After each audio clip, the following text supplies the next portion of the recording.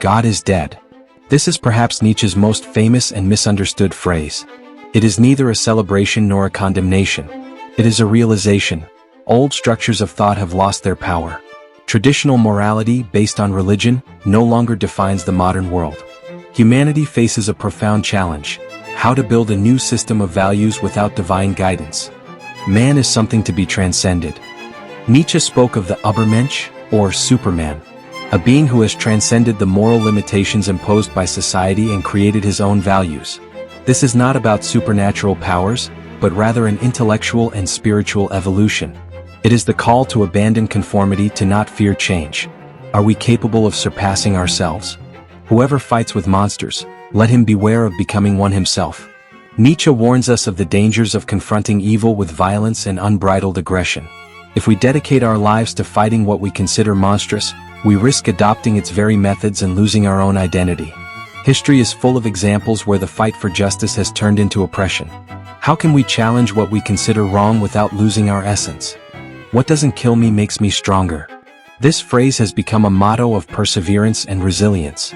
Nietzsche tells us about the importance of suffering and difficulty as tools for growth. In a world that seeks to avoid pain at all costs, this idea reminds us that adversity can be the path to true strength. It's not about glorifying suffering, but about learning from it. To what extent do we grow stronger from our falls? We must have chaos within us to give birth to a dancing star. Nietzsche speaks to us of chaos not as absolute disorder, but as the spark that generates creativity and evolution. Uncertainty, internal conflict, and the struggle against the established order can be forces that drive innovation. Without crisis, there is no transformation. Is chaos the true engine of genius? The destiny of men is made up of happy moments. All of life has them, but not happy times. Nietzsche gives us a stark but realistic perspective on happiness. It is not a permanent state, but rather small moments that illuminate existence. Seeking a life of complete happiness may be an illusion, but learning to value these fleeting moments can change our perception of the world.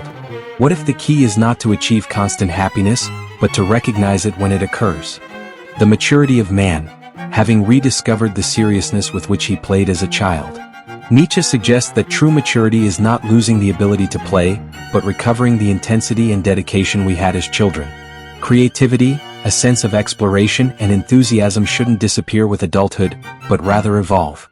Perhaps the secret to maturity lies not in seriousness, but in rediscovering our playful essence. When was the last time you played without worrying about time? Whoever wants to learn to fly must first learn to walk, run, climb, and dance. You can't fly suddenly. Nietzsche reminds us that growth is a process. We cannot achieve great goals without first mastering the basics. We live in an age of immediacy, but true learning requires patience, effort, and constant evolution. Every failure and every attempt brings us closer to flight. Are we willing to take the necessary path to truly take off? To live is to suffer, to survive is to find some meaning in suffering. For Nietzsche, suffering is not just an obstacle, but an essential part of existence.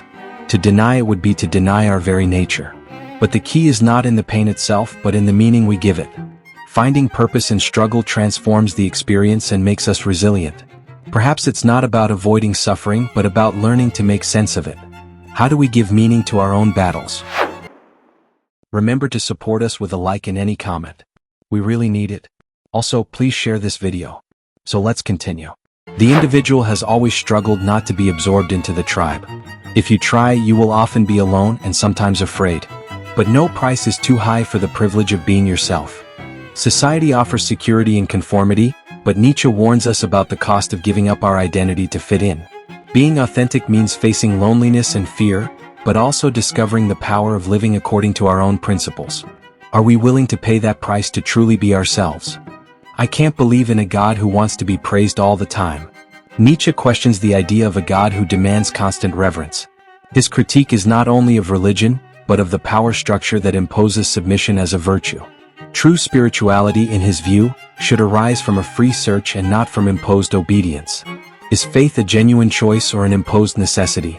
Hope is the worst of evils, for it prolongs man's torment. Nietzsche challenges one of humanity's most valued emotions, hope. For him, passive waiting can be a form of self-deception that prolongs suffering. Instead of clinging to an uncertain future, he suggests action as the true solution. Is hope a relief or a trap? The world is beautiful, but it has a flaw called man. Nietzsche offers us a stark vision of the relationship between humanity and the natural world. While man has created art, science, and civilization, he has also destroyed and exploited without limit. His critique is not an outright rejection, but a call to reflection.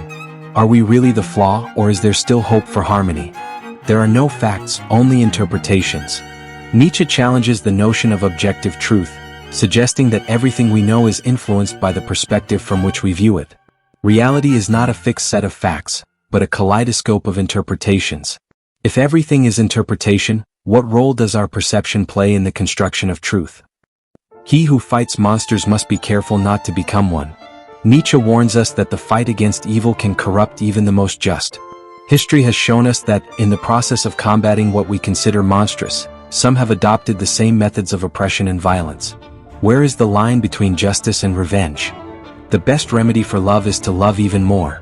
Nietzsche offers us a paradoxical vision of love. Instead of running away from the pain it can bring, he suggests that the only answer is to delve deeper into it, to open ourselves even more to feeling, to learn from every experience. This is not a denial of suffering, but an affirmation of its transformative power. What if love, in all its forms, were the true force that drives us? Life is an experiment. The more experiments you make, the better.